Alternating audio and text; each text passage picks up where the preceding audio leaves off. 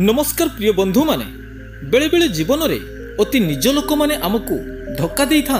जीवन रे अति सहज भाव रे अति निजठू निजर हेले मध्य केबे भी सहजरे विश्वास करि जानतु नाही, कारण तांको सरलता पछरे किछि उद्देश्य बा किछि स्वार्थ लुचि रही थाई पारे। तेणु बंधु माने आजिकार ए कहानीटी अत्यंत महत्वपूर्ण एवं शिक्षणीय अटे। ए कहानीटी को जदि आपण माने प्रथमरु शेष जाय सुनिबे तेबे आपण माने जीवन रे केबे धक्का खाइबे नाही। बंधु माने गोटे राज्य रे गोटे चोर रहुथिला। से छोट मोट चोरी करी तार परिवार पोसुथिला। दिने चोरटी मने मने भाबिला चोरी कले जदि पाप होई थाए तेबे छोट चोरी कले मध्य पाप एवं बड़ बड़ चोरी कले मध्य पाप।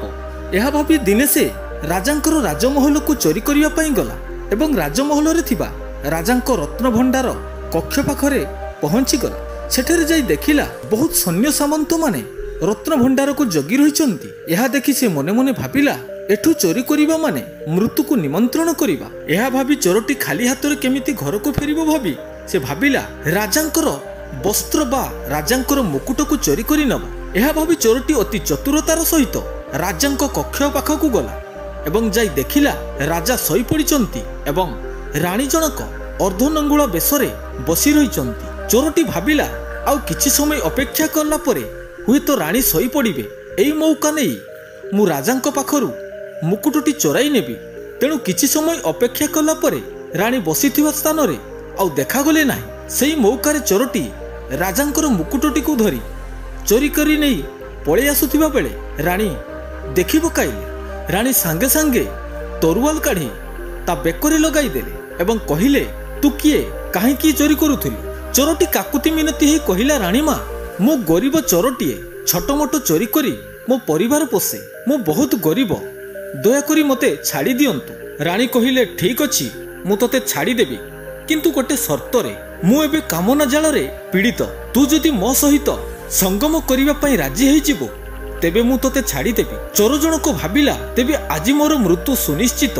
यह भाबी चोरटी रानी को कहिला ठीक अछि रानी मां मु आपनकर शर्त रे राजी अछि, किंतु मते एबे परिश्रम लागिछि मते छाड़ी दियंतु। मु परिश्रम करि आसिला परे आपनको कथा मानिबी। चोरटी परिश्रम बहाना करी सेठारु खसी पळेया पई चेष्टा करुथिला बेले राजमहल रे थिबा दरुआन को हाबुड़ रे पड़ीगला। दरुआन ताकू देखि धरी पकाइले, कहिले तू राजमहल रु कोन चोरी करुथिलु। एवं चोरटी शेष रे भयभीत होई से दरुआनटी को सब सत कथा कहिदेला। कहिला रानी मां मते मो सहित संगम करिबा पई कहउचंत, मु सेठारु परिश्रम बहाना करी पळे आसीछि। दरुआनटी चोर पाखरु सुनिला परे दरुआनटी कहिला तू एबे रानी मां पाखकु जा आउ कहिबो मु आपनको शर्त रे राजी अछि, किंतु मोर गोटे शर्त अछि। तुमे जदि एई मुहूर्त रे राजांकु मारि देई परिबो तेबे मु तुम शर्त रे राजी अछि। एपटे रानीको पाखकु गले रानी मते संगम न कले मारि देबे आउ एपटे दरुआनटी मते मारि दब। एहा भाबी से चोरटी रानीको पाखकु गला एवं रानी को कहिला रानी मां मु आपनको शर्त रे राजी अछि, किंतु मोर गोटे शर्त अछि। रानी मां कहिले कोन। रानी जनक कहिले आम संगम समय रे जदि राजा उठी पड़ती तेबे आम दुई जन को मारी देबे।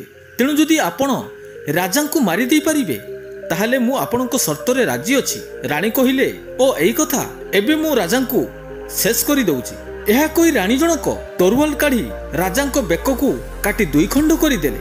रक्त चुडुबुडु अवस्था रे रानी जनक बेहोश होई गले। संगे संगे चोरटी मौका पाई सेठारु पळे आसिला। किछि समय परे राजांकर मृत्यु खबर राजमहल रे चाड़िया रे चर्चा ही गला। राजा को किए मारिछि बोली जना पड़िला नाही, किंतु दरुआनटी जानिथिला रानी बा से चोर मध्यरु जी हो से राजा को मारिछि। एवं ता पर दिन राजा को शव सत्कार कला बेले रानी जनक बहुत जोर रे कांदिले।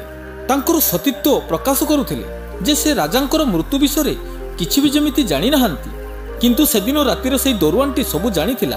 दरुआनटी मने मने चिंता करुथिला ताहाले प्रकृति रे राजा को मारिला किए, से चोर ना रानी। यह भाबी दरुआनटी जणे पाख जंगल रे थिबा गोटे बुढ़ी पाखकु गला। से बुढ़ीटी किछि ज्योतिष विद्या जानिथिला।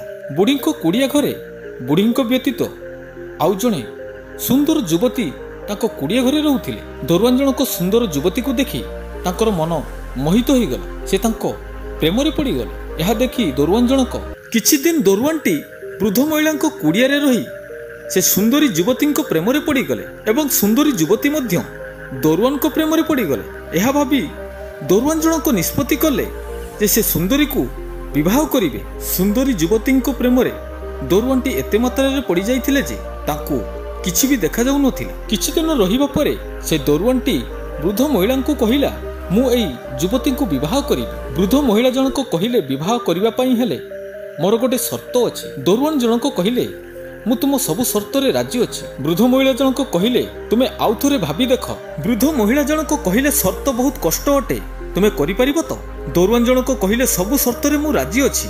वृद्ध महिला जनक कहिले ठीक अछि तेबे याकू विवाह करिबा पई हेले तुमर संतान को मते बलि देबाक पड़िबो।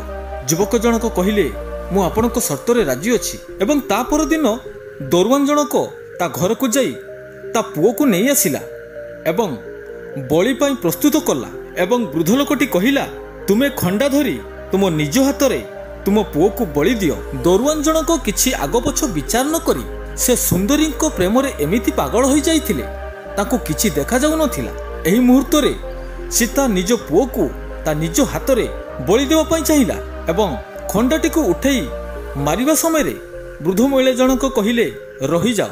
राजांकर मृत्युर प्रश्न नहीं तुमे मो पाखक आसीथिल। सेठू वृद्ध महिला जनक कहिले तुमे जेमिति कामना बसन रे अंध होई निज पुओ को बलि देवा पई पछाइलो नाही ठीक सेमिति रानी जनक कामना बसन रे अंध होई राजा को मारिबा पई पछाइले नाही। तेणु बंधु माने जीवन रे जेते निजर लोक हेले मध्य एही तीनोटी परिस्थिति रे केबे भी सेमानकु विश्वास करिबा उचित नुहे।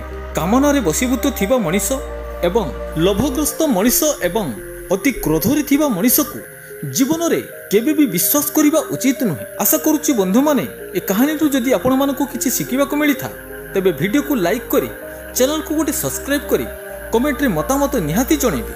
आज पई रहूची बंधु माने पुणी देखा हबो आउ एक नुवा वीडियो रे। भगवान आपण मानकु भले रखंतु खुशी रे थांतु। जय जगन्नाथ।